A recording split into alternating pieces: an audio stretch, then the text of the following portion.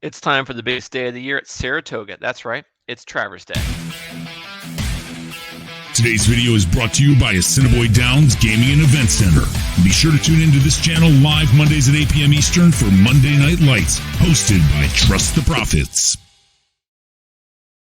Hello, everyone. Welcome to another edition of the Pick 5 Players Show. I'm your host, Michael Pellerin, aka Horse Sky Mike. And today we're going to be going through the gigantic Pick 5 this Saturday at Saratoga. We have 4 grade 1s in an allowance race. A lot of fun. We're going to see some superstars this weekend. Personal Ensign on Friday. We've got the 4 go earlier in the card at Saratoga. Always a ton of fun. Huge day of racing. And really excited to see these 3-year-olds match up. You got your Breeders' Cup Juvenile winner, you've got your Derby winner, your Preakness winner, your Belmont winner, your Jim Dandy winner, your Curlin winner. It's everything you could ask for all in one race. So super excited to cap this card off with the Travers in leg 5. But first, we got to get started. We got an allowance race going 5.5 furlongs on the turf to kick off this late pick 5 mandatory payout. So we're going to go ahead and get started with leg 1. That's race 8. As I said, allowance race going 5.5 furlongs on the turf. Going pretty chalky the rest of the card. There are some really cool superstars we're going to be seeing. So this is the leg that I plan on spreading the most just because it is kind of an unknown figure for us. So the first one I want to talk about is the number 2 horse, Monet Never. Flavian Proud aboard. This horse is coming off of a maiden victory. That was 137K maiden here at Saratoga in July. Had an 85 Brisnet, won by a nose. So really close picture. Flavian was aboard that day, getting Flavian aboard today again. I kind of love the angle here. Won at 5.5 furlongs on this turf already, and that was coming off of a layoff. It had raced 3 times, raced twice down at Gulfstream, and then once in Keeneland in February, March, and April. Needed a little bit of a break, came up here to Saratoga, instantly won off the layoff in a really big maiden race.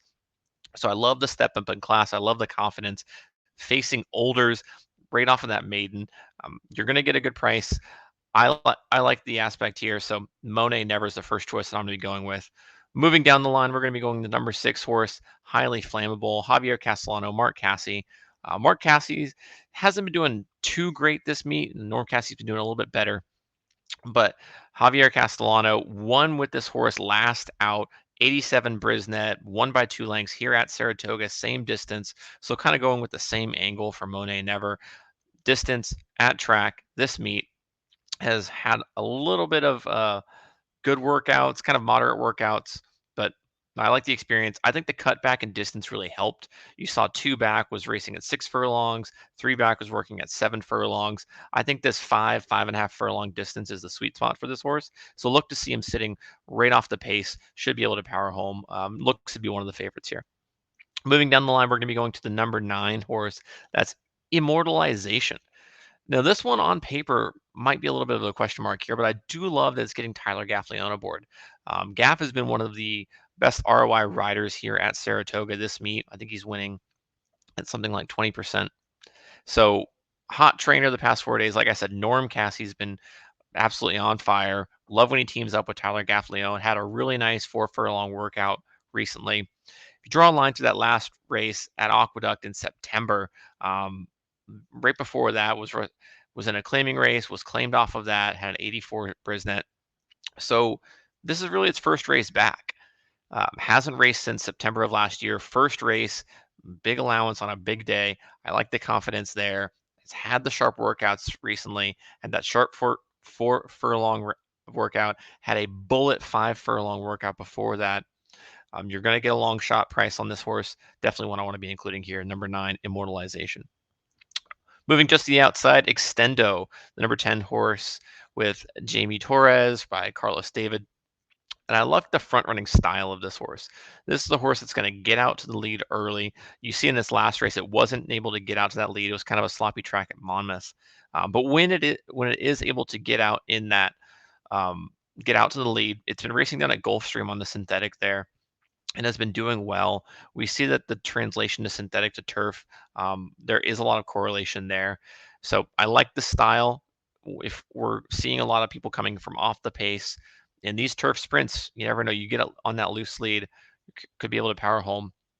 Speed figures are right there, 88 on that fast synthetic down at Gulfstream, 2 back. You draw a line through that sloppy performance at Monmouth. The figures point to this horse. The pace setup points to this horse. So one I want to be including here. Next one, we're going to be going out to the number 12 horse, and that's Southern Horse with Irad Ortiz, David Jacobson. Got third last out here at Saratoga or at Santa Anita, but that was in April, and that was at 6 furlongs. So cutting back in distance. Was trained by Phil D'Amato out west. So first time with a new trainer, first time racing here on the East Coast. Kind of a little bit of a question mark, but the horse should be sharp coming from the Phil D'Amato barn. I think it's worth including here, especially if it keeps Irad aboard. With that said, the big question we have is right to the outside, the number 13 horse, who I also like, also has Irad scheduled to be aboard, and that's number 13, Super Quest. This horse is coming off of an allowance loss here at Saratoga, broke its main back in December at Gulfstream, fired back off a long layoff July here at Saratoga at 5.5 furlongs on the turf with a 96 Brisnet, which is absolutely incredible for this field. But we don't know. It's also eligible right now. I have to imagine one of these horses scratches. And does that mean that Irad is going to ride Super Quest or Southern Horse? They're different trainers, different owners. So I don't know what the setup's going to be there. Either way, I think Super Quest is going to get a good jockey, even if Irad stays aboard Southern Horse. We'll see how it goes. But those are the 6 that I'm going to be keying in here on. The number 2, Monet Never. The number 6, Highly Flammable. Number 9, Immortalization. Number 10, Extendo. Number 12, Southern Horse. And the number 13, if he draws in, Super Quest. There are 3 MTOs here. And a lot of these other horses that were entered are also very dirt favoring. So I don't know if maybe they're assuming this is going to be rained off. Weather has been kind of up and down this week on what the forecast looks like for this weekend. I've seen some things where it's early rain early in the day, but should dry out later on. So we'll see. Hopefully that we keep this race on the grass because I love these big competitive fields in these turf sprints. The next race up, we're going to be going to leg number 2, race 9. This is the grade 1 H. Allen Jerkins going 7 furlongs on the dirt for 3-year-olds. I love this race, and I am dead cold singling the number 5, New York Thunder. We have 3 really good horses here. And I would even say, Verifying is also very good. But Fort Bragg and Arabian Lion, both for Bob Baffert, they're both very good. Fort Bragg had that amazing performance in the Dwyer, finishing just in front of Saudi Crown, who came back to fire a huge race in the Jim Dandy. Fort Bragg got a 104 Brisnet that day, won by a nose going a mile at Belmont. So cutting back in distance here, those miles at Belmont are 1 turn. So really good 1-turn sprinter in Fort Bragg. Had that really good race in the Pat Day Mile as well, where it barely lost the General Jim. So Fort Bragg is in fine form here. When Baffert ships them out here, they're going to fire. You look at Arabian Lion, same thing. Won the Woody Stevens by almost 2 lengths at Belmont. Hasn't raced since then. That was at 7 furlongs. That was on the Belmont undercard. Beat another horse in this race, Drew's Gold, who has since followed up to try to race on turf. Didn't really fire well. Drew's Gold's back here on dirt. We'll see how that one performs. But Fort Bragg, Arabian Lion look to be 2 monsters. But I am going with the number 5 horse, singling New York Thunder. I mentioned Tyler Gaffleone, who is having an incredible meet from an ROI standpoint. Has already won at Saratoga in that grade 2 Amsterdam, won by 7.5 lengths. And that was not a small field. Drew's Gold was in that race as well. So won away Brisnet, which is higher than Fort Bragg, which is higher than Arabian Lion, and won it easily. 7.5 lengths, getting a 1 away by winning by that much. You got to assume he was geared down a little bit. Going up in distance from 6.5 furlongs to 7 should be in the wheelhouse here. Looks like they're working him pretty easily. Nothing too impressive on the workout tab, but undefeated in 4 career starts, high percentage jockey, 25% trainer, won its last race. I think there's every reason to believe that New York Thunder can keep its winning streak alive and beat these 2 Bob Baffert horses who are hopefully going to take a lot of money. So we're going to be singling here, hoping we can get some equity in our pick 5 ticket, knowing that the next race we're also going to be singling, but we're going to be including the heavy favorite there. So as I mentioned, leg number 3, race 10, the grade 1 Ballerina. I'm going to be singling the number 6 horse Echo Zulu, who I think is the greatest filly sprinter right now. She came back off of her 3-year-old campaign and just looked incredible in that performance in the honorable miss at Saratoga. 112 Brisnet speed figure, absolutely incredible. Blew that field away, just like New York Thunder, won by over 7 lengths. No one was even close. The next best horse in this race, Goodnight Olive, is really good and looked to be the top sprinter coming into this year and in the early half. Had that bed of roses at Belmont where barely won by a neck, only got a 99 Brisnet. So speed figures are not really comparable between the two. I mean, Echo Zulu off the bench was firing huge numbers, whereas Goodnight Olive in proper form against grade 2 level horses couldn't match that. So I think Goodnight Olive is very good. I think Echo Zulu is incredible. So Echo Zulu is going to be the one I'm going to be keying in on here. The number 4 horse, Dr. B, is a little bit interesting as well. It's the one who got second behind Echo Zulu last out, but there's really nothing to say that she can turn the tides on Echo Zulu this time. She wasn't getting any closer. If anything, she was fading back behind Echo Zulu. So we'll see. I'm keying in 2 straight singles, New York Thunder right into Echo Zulu so I can spread a little bit in the final 2 legs. With that said, let's go to leg number 4, race 11. The grade 1 Sword Dancer going 1.5 miles on the turf. We've got a couple really good horses here. I'm going to start with the number 3, Bolshoi Ballet. And I'm using this one as a little bit of an unknown. First race here since November of 2021 here in America, has been racing overseas in Great Britain, shipping in for Aidan O'Brien, get John Velasquez on board. Always interesting to see these Aidan O'Briens come in. He wins at 33% shipping in here. So you have to assume he's sending this horse here for a reason and not running in one of the other big races overseas. So one I want to be including, hasn't been performing incredibly well overseas. Got second in a stakes race back in June, got 6th last out in a Group 1 at Ascot. So racing against good company, I think, is very well positioned here. And we'll see, but Bolshoi Ballet is kind of a question mark, is one that I want to include. Next one up is the number 5, Pioneering Spirit for Linda Rice and Irad Ortiz. Linda Rice started this meet red hot. Seemed like she was winning everything. And then it's kind of slowed down ever since. But with this horse, with Irad, they've won 4 straight. 97 Brisnet last out, won that race by almost 4 lengths here at Saratoga in July. Go 1 mile and 3/8 on the firm turf. So used to racing at Saratoga, used to winning at Saratoga at this near distance on this turf course. Has been winning at Belmont before that. So I think it's one of the best New York turf longer distance runners that we've seen in this category. So Irad on turf in New York with what's looked to be one of the favorites for this race. One I want to be including here. So Pioneering Spirit's my next up. And the last one I'm going to be including is the number 6 horse, Channel Maker. And you always say, you know, if you missed out on the great opportunity to bet this horse previously, don't just fall for it and get trapped into it next time out. But I think this race is going to set up the exact same way for Channel Maker. He is the only E-style horse in this race. He is the only pace here. And if these long races, he's going to get out in front. No one here is going to press him.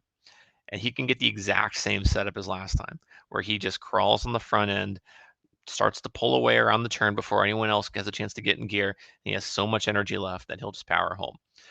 Everyone else in here is either a mid-pack or a deep closer. Channel Maker is going to be the lone lead horse, and we can see the exact same thing happening again. And he showed in that last race in the Bowling Green, he's still got it. At 9 years old, Channel Maker still has it. So I'll be including him on my ticket just because he's that lone speed and he has a chance to go all the way.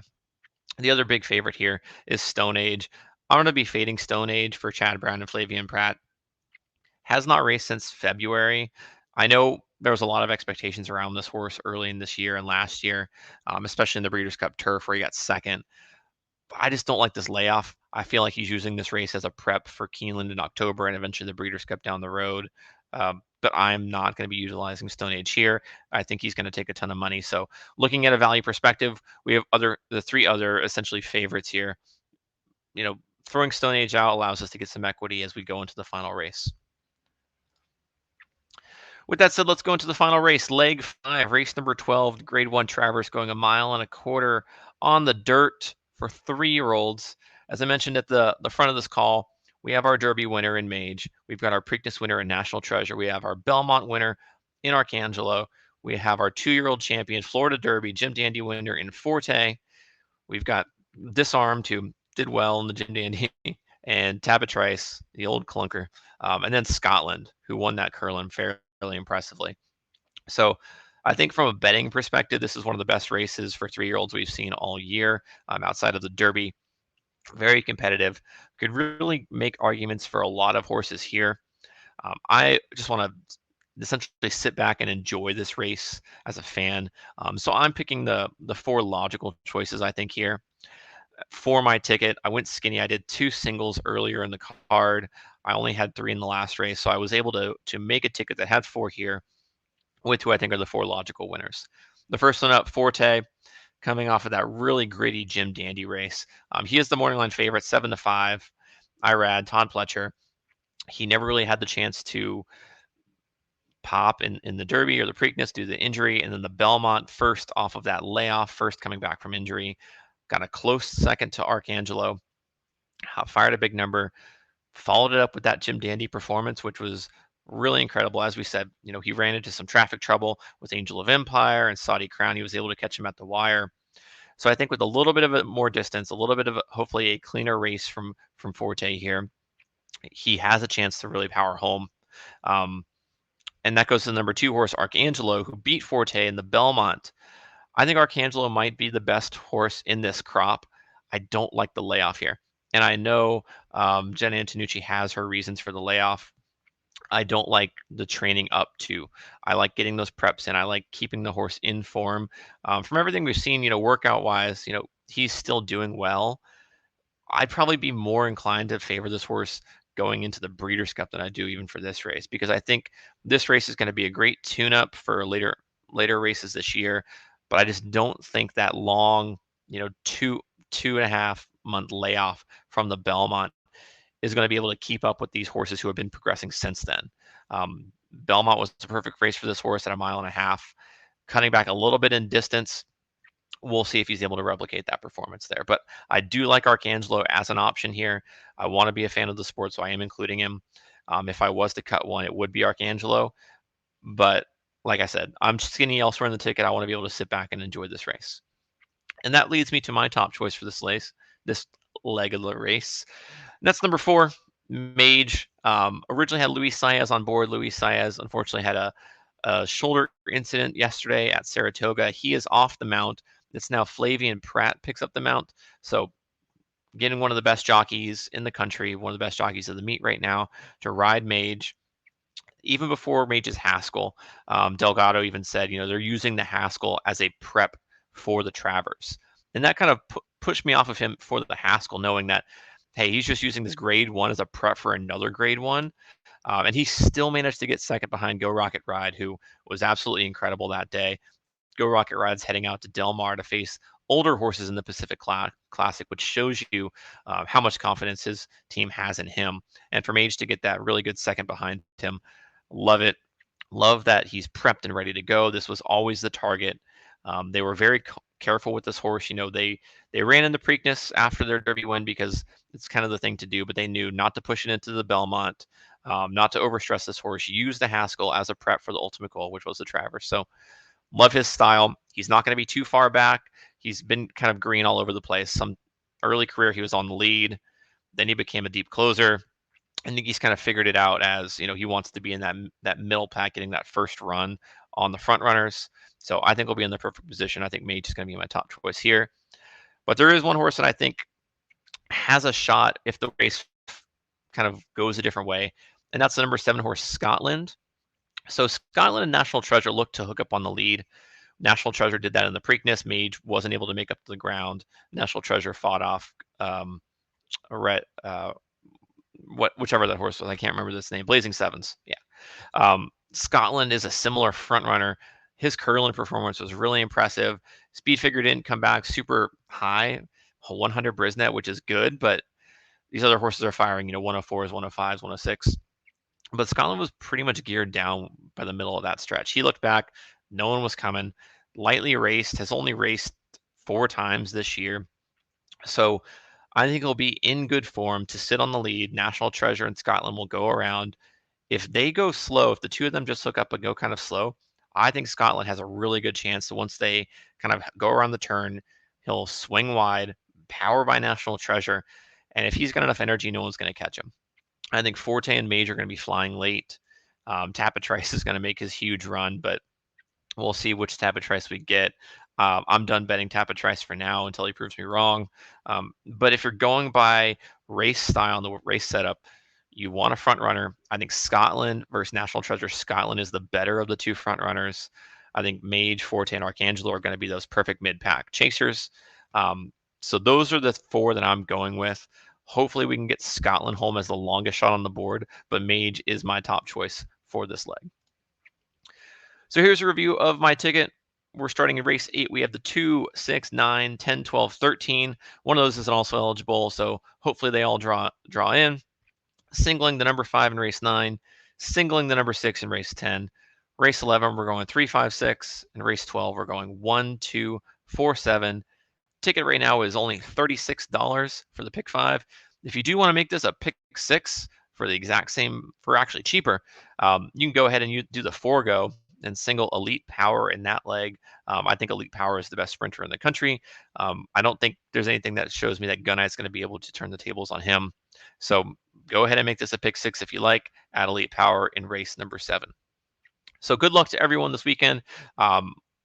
Great weekend of racing at Saratoga, Travers Day, all the other grade ones, all the other graded stakes action this entire weekend. Follow along on Twitter at HorseGuyMike. Make sure to like and subscribe to Trust the Profits channel. Comment below. Tell me if I'm crazy for loving Mage and Scotland in the Travers, and see if maybe my singles aren't as good as you think they are. All right. Take care, everyone. Have a great weekend. We'll see you at the races.